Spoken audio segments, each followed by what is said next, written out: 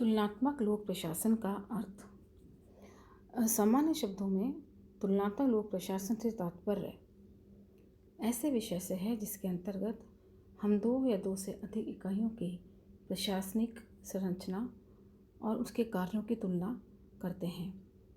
यह तुलना राष्ट्रीय, अंतर्राष्ट्रीय, सांस्कृतिक और सामाजिक किसी भी प्रकार की हो सकती है।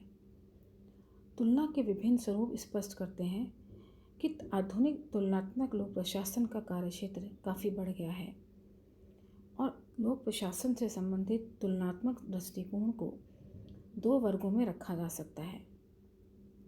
पहला है व्यापक दृष्टिकोण, जिसमें विभिन्न संस्थाओं के परिवेश में सरकारी अभिकरण, व्यापारिक निगम आदि का तुलनात्मक अध्ययन किया जाता है।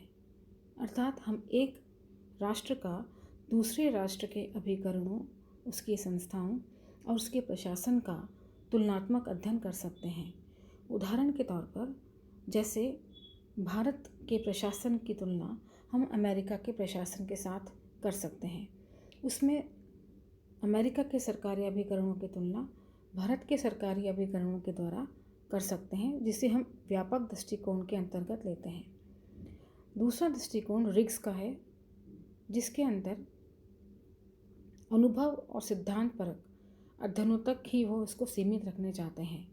उनके अनुसार तुलनात्मक अध्ययन वह है जो निश्चित रूप से अनुभव संबंधी अर्थात नोमोथेटिक या पारिस्थितिकीय हो। रिग्स ने अपने लेख में कहा है कि लोक प्रशासन के तुलनात्मक अध्ययन में तीन प्रवृत्तियां देखी जा सकती हैं। पहला, आदर्श से अनुभव संबंधी उन्मुखता। दूसरा, इंडियोग्राफिक से नोमोथेटिक। और तीसरा, गैर परिस्थिति से परिस्थिति की ओर उन्मुखता। आदर्श अध्ययन से तात्पर्य उस अध्ययन से है जिसमें प्रशासन तंत्र अपने द्वारा कुछ लक्ष्य को प्राप्त करने पर बल देता है और जिसका अधिकांश विश्लेषण सिर्फ क्या होना चाहिए पर केंद्रित होता है। इंडियोग्राफिक और नोमोथेटिक शब्द विशेष रूप से रिग्स के द्वारा ही बनाया गया है, जिसमें इंडियोग्राफिक का अध्ययन किसी एक विशेष ऐतिहासिक घटना या किसी एक प्रशासनिक समस्या या एक विशेष संस्था या एक विशेष राष्ट्र से संबंधित होते हैं। फलस्वरूप इन अध्ययनों में प्रशासनिक विश्लेषण की विषय वस्तु कोई एक विशिष्ट इकाई होती है। दूसरी ओर नोमोथेटिक ऐसे सामान्यीकरण और परिकल्पनाओं का निर्माण करते हैं जो व्यवहार में नियमितताओं को देखने को मिलती है। तीसरा है गैर परिस्थिति से परिस्थिति की ओर।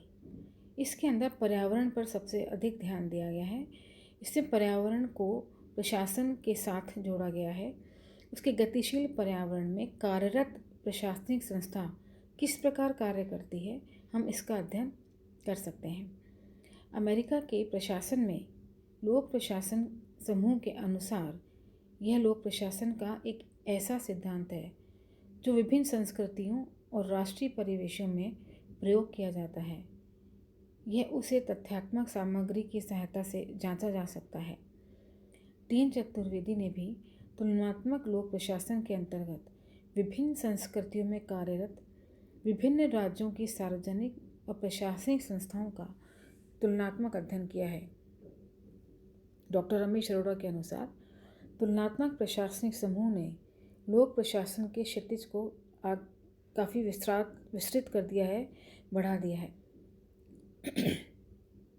A.R. त्यागी के अनुसार तुलनात्मक लोक प्रशासन एक ऐसा अनुशासन है जो लोक प्रशासन के संपूर्ण सत्य को जानने के लिए समय, स्थान और सांस्कृतिक विभिन्नताओं की परवाह किए बगैर तुलनात्मक अध्ययन में व्यवहारिक यंत्रों का प्रयोग करता है।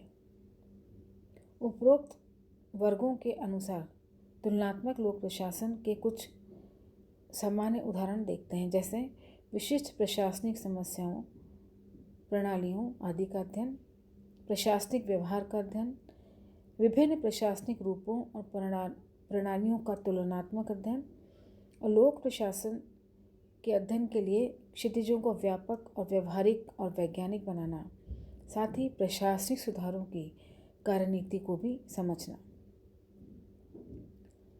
अब आता है तुलनात्मक लोक प्रशासन का क्षेत्र। पहला आता है इसमें सार्वजनिक और व्यक्तिगत प्रशासन को विभिन्न बातों का ध्यान रखना या उसका अध्ययन करना। दूसरा अर्थात एक देश या संस्कृति की संरचनाओं का तुलनात्मक अध्ययन। दूसरा है प्रशासनिक संस्थाओं का तुलनात्मक अध्ययन। तीसरा प्रशासन पर नियंत्रण के विभिन्न साधनों का तुलनात्मक अध्ययन। अर्थात हम एक राज्य का दूसरे राज्य के साथ अध्ययन तुलनात्मक रूप से प्रशासनिक संस्थाओं का कर सकते हैं। प्रशासन पर नियंत्रण किन किन तरीकों से रखा जाता है उनका भी हम अध्ययन एक राष्ट्र का दूसरे राष्ट्र के साथ कर सकते हैं। कुछ विद्वानों ने तुलनात्मक लोक प्रशासन के क्षेत्र को 3 स्तरों पर स्वीकार किया है। पहला बृहद स्तरीय अध्ययन, दूसरा मध्यवर्ती अध्ययन और तीसरा लघु स्तरीय अध्ययन। बृहद स्तरीय अध्ययन के अंतर्गत 2 देशों की प्रशासनिक व्यवस्था का अध्ययन करना। लघु स्तरीय अध्ययन का अर्थ है दोनों अध्ययनों के विपरीत लघु स्तरीय अध्ययन में सूक्ष्म दृष्टि से तुलनात्मक अध्ययन किया जाता है। इसमें किसी एक संगठन प्रणाली के लघु भाग का विश्लेषण दूसरे संगठन प्रणाली के लघु भाग से किया जा सकता है।